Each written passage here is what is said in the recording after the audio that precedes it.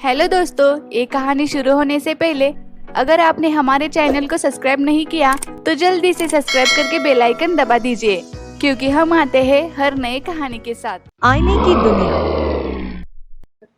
रानी, रानी बेटा इधर आओ। पिता की आवाज पर रानी दौड़ी दौड़ी उनके पास आई। कबीर के हाथों में एक आईना था। उसने आईना रानी को सौंपते हुए कहा, यह लो तुम्हारी जरूरत का सामान। कल तुम कह रही थी ना कि तुम्हें एक बहुत सुंदर आईना लाना है, मैं ले आया। मार्केट में यह सबसे महंगा मिला है। थैंक यू पापा। रानी ने प्रसन्न मुद्रा सहित आईना अपने हाथों में लेकर उसे देखते हुए कहा, यह तो बहुत सुंदर आईना है, मैं इसे अपने रूम में लगाऊंगी। चाहे जहाँ लगाओ, अब तो यह तुम्हारा हो गया। हाँ पापा। इसी के साथ रानी उस सुंदर आईने को लेकर अपने रूम में चली गई। उसने आईना तत्काल अपने खूबसूरत रूम की एक सुंदर दीवार पर टांग दिया। आईना लगभग 15 इंच लंबा और 15 इंच चौड़ा था। गोल्डन फ्रेम का यह सुंदर आईना कारागिर ने बड़ी ही नजाकत से बनाया था।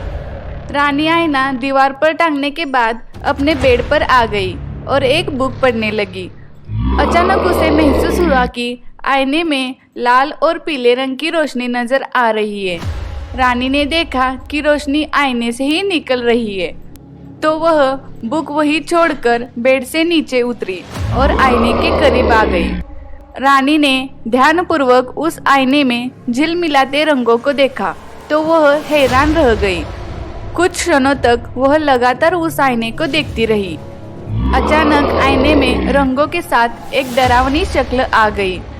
उस डरावनी शक्ल को देखकर रानी बहुत ही ज्यादा डर गई और उसके मुंह से चीख निकली। उसी समय आईने में आई डरावनी शक्ल ने अपने हाथ आईने से बाहर निकाले। यह देखकर रानी अचानक बेहोश हो गई। तभी कबीर रानी की चीख सुनकर उसके कमरे में आया तो रानी वहां से गायब थी। आईना अपने सही रूप में था, न उसमें कोई रंग उभर रहा था और न कोई डरावनी शक्ल। तभी कबीर रानी की तलाश में उसे पुकारता हुआ बाहर चला गया। उसके कमरे से बाहर आते ही आईने में एक फिर डरावना चेहरा छा गया और इस बार किसी आदमखोर जानवर की तरह उसने मुंह फाड़ा, किंतु जल्द ही वह चेहरा गायब हो गया। इधर रानी ने जब आंखें खोली तो वह आईने की दुनिया में पहुंची थी। तो वहां उसे एक बंजर इलाका मिला जो कि पथरीला था। दूर दूर तक गहरा सन्नाटा था। हर तरफ पत्थरों का कब्जा था। ऊंची ऊंची पहाड़ियां होने के साथ साथ छोटे छोटे पत्थर जमीन पर बिखरे हुए थे। रानी भयभीत थी। वह चारों ओर देखते हुए सोच रही थी कि वह कहाँ आ गई। उसी वक्त किसी ने उसे पुकारा, रानी। पलटकर उसने देखा तो पाया कि एक बूढ़ा आदमी उसे पुकार रहा है। बूढ़े की आयु 80 वर्ष के लगभग थी।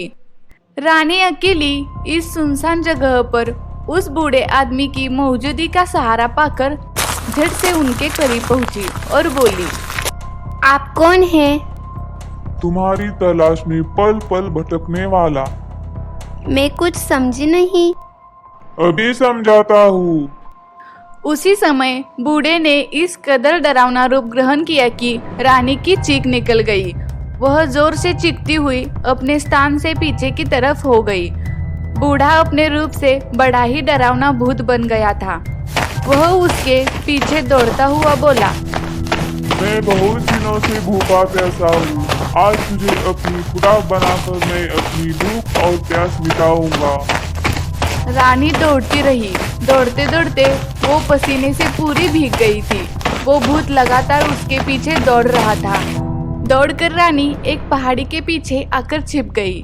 बूढ़ा भी उसके पीछे पीछे आया, मगर तब तक रानी पहाड़ी का एक राउंड लेकर उसके पीछे छिप गई थी। बूढ़ा भूत उसे अपनी नजरों से ओझल पाकर अपने स्थान पर थम गया। फिर धीरे धीरे कदम आगे बढ़ाने लगा। वह बूढ़ा भूत धीरे धीरे रानी की ओर आता देखकर रानी एक बार फिर से चिल्लाई। उसके चीखते ही भूत तत्काल उसके सामने आ गया और फिर वहाँ से अपना स्थान छोड़ते हुए दौड़ने में रानी ने अधिक वक्त न लगाया। बड़ी ही फुर्ती के साथ वह वहाँ से भाग निकली। अपनी डरावनी शक्ल वाला यह भूत निरंतर रानी का पीछा कर रहा था। दौड़ते दौड़ते वह बुरी प्रकार से हांफने लगी। उसके नंगे पैरों पर नुकीले पत्थर चुभ जाने की वजह से बहुत सारे जख्म हो गए थे। अब उसके लिए और अधिक दौड़ पाना बहुत ही मुश्किल हो चला था, मगर जान बचाने की खातिर उसकी रफ्तार में कोई कमी नहीं आ रही थी। रानी दौड़ते दौड़ते अचानक गिर गई और अपने बचाव में उसने उस बूढ़े को अपने पास का एक पत्थर फेंककर मारा, तो उस भूत को वह पत्थर अपने सिर पर लगा। रानी जैसे तैसे उठकर खड़ी हो गई और फिर से दौड़ने लगी। तभी उसने देखा कि एक जगह पर एक तलवार कुछ पत्थरों के बीच में अटकी हुई है, तो उसने अपने बचाव में उस तलवार को पत्थरों के बाहर से निकालने की कोशिश करने लगी। तभी वह बूढ़ा भूत चिल्लाने लगता है, लेकिन रानी अपना पूरा जोर उस तलवार को बाहर निकालने में लगा देती है और फिर रानी तलवार उन पत्थरों में निकालने से कामयाब हो जाती है और उस बूढ़े भूत पर हमला करने के लिए पीछे मुड़ती है।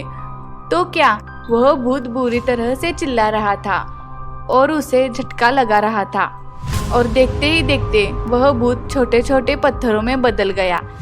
ऐसा होते ही रानी अचानक फिर से बेहोश हो गई और जब उसे होश आया तो उसने खुद को अपने कमरे में पाया।